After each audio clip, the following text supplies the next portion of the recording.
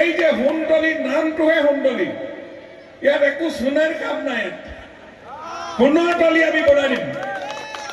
সোণৰ তলি মানে সকলো ফালৰ পৰা উন্নত, ৰাস্তা ঘাট, আপোনালোকৰ খেতি পথাৰ, আপোনালোকৰ আন্তঃগাঁথনি, স্কুল অনুষ্ঠান প্ৰতিষ্ঠান, এইবিলাক কাম কৰিবলৈ এইখন চৰকাৰৰ দিনত বেছি সময় নালাগে।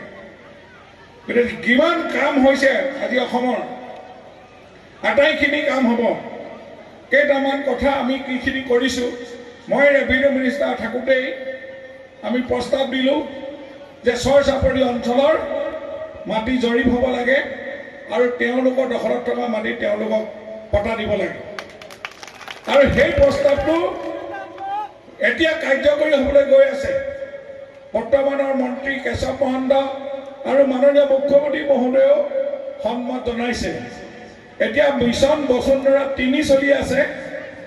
মিছন বসুন্ধৰা 4 চলাৰ লগে লগে আপোনালোকৰ ইয়াত ড্ৰোন উৰিব, ড্ৰোনেৰে চাৰ্ভে কৰিব কাৰ ঘৰত কিমান মাটি খেতি পথাৰ আছে কোনে, আৰু এইটো কৰি লগে লগে চাৰ্কুল অফিচাৰসকলে গভৰ্ণমেণ্টক জমা দিব। আৰু আমি এনেধৰণে মিটিং পাতি প্ৰত্যেককে আপোনালোকৰ মাটি পটা দিম। বেয়া হ'ব নেকি?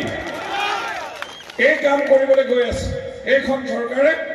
আপোনালোকক আটাইতকৈ ডাঙৰ কাম মাটি, যাৰ মাটি নাই তাৰ ভেটি নাই, যাৰ ভেটি নাই তাৰ জাতি নাই।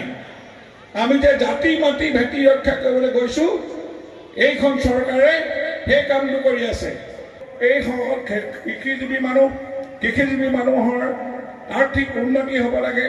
আমি পাৱাৰ টিলাৰে হওক, ট্ৰেক্টৰে হওক, বীজ হওক, সকলোখিনি আপোনালোকক আৰু দিয়াৰ মেনিয়ৰলৈকে চৰকাৰে সিদ্ধান্ত লৈছে। এইখিনি আপোনালোকক পাব। আৰু ইতিমধ্যে আমাৰ সভাপতি অঞ্জন গোস্বামী ডাঙৰীয়াই কৈছে কৈ পাৰে, কংগ্ৰেছে এইবিলাক কথা চিন্তা কৰিব নোৱাৰে। তেওঁলোকৰ অকল লুটি পুটি খোৱা চৰকাৰ। তেওঁলোকে আজি টিকেটটো লওঁতে যদি 20 লাখ টকা দিয়ে টিকেট দিয়ে, ক'ত উন্নয়ন কৰিব? আমাৰ প্ৰাৰ্থী সোধক। আমি তেওঁলোকক মৰমেৰে প্ৰাৰ্থীত্ব দিছোঁ। তেওঁলোকক আমাৰ ৰাইজক চাহ তাহ খাবলৈও আমি কিবা এটা দিছোঁহে। লোৱাটো মানসিকতা নাই। টিকেট দিওঁতেই লয় আৰু তেওঁক কয় একো ৰাইজৰ কাম কৰিব নালাগে, লুটি খোৱা। লুটি পুটি খাবলৈ চাৰ্টিফিকেটখন দিয়ে কংগ্ৰেছে। এতিয়া আপোনালোকে বিবেচনা কৰক, সেই লুটি পুটি খোৱা গৰাকীক ভোট দিব নে ৰাইজৰ কাৰণে নিজৰ দিনে ৰাতিয়ে কষ্ট কৰি কৰা এখন চৰকাৰৰ প্ৰতিনিধি হামিদা বাইদেউক ভোট দিব? আজি নন্দিতা দাস বিধায়িকা এগৰাকীৰ মন নাই। তেওঁ এইবিলাক প্ৰস্তাৱ লৈ অসম চৰকাৰৰ ওচৰলৈ যোৱাই নাই।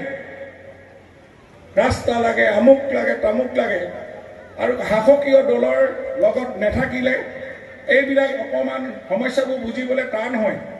গতিকেলৈ শাসকীয় দল যেতিয়া আছে, চৰকাৰ আছে, এই দলৰ লগত চৰকাৰৰ লগত থকাখিনিয়ে সঠিকভাৱে গাঁৱৰ ৰাইজৰ সমস্যাখিনি লৈ যাব পাৰিব। বা মুখ্যমন্ত্ৰীক যেতিয়াই ইচ্ছা তেতিয়াই লগ কৰিব পাৰে, মন্ত্ৰীক যেতিয়াই ইচ্ছা তেতিয়াই লগ কৰিব পাৰে, আৰু কামখিনিও হোৱাত তেওঁলোকে সহযোগ কৰে। আপোনালোকে কেঁচা ঘাম মাটিত পেলোৱা মানুহ, শ্ৰমজীৱী মানুহ, আপোনালোকে গোটেই শ্ৰম কৰি থকা পথাৰখিনি জীপাল কৰি অসমৰ ৰাইজক আপোনালোকে সেৱা কৰি আছে বুলি কৈছে। কেঁচা ভঁৰালত কেঁচা খাদ্য, শাক পাচলিয়ে আপোনালোকে অসমখন ধৰি ৰাখিছে। গতিকে এইখিনি বাহিৰলৈ চালান হৈছে। গতিকে আপোনালোকৰ এই মূল্য চৰকাৰে দিব আৰু আপোনালোকে চৰকাৰৰ লগত সহযোগ কৰক। পাব হাতী মানে পদুম ফুল, পদুম ফুল মানে হাতী, নহয় জানো? এই যে ফুলনি মানে বাগিচা, বাগিচা মানে ফুলনি, এইটোৱে ডাইলগ আৰু, নহয় জানো? গতিকে মই অনুৰোধ কৰিছোঁ ইয়াত কোৱা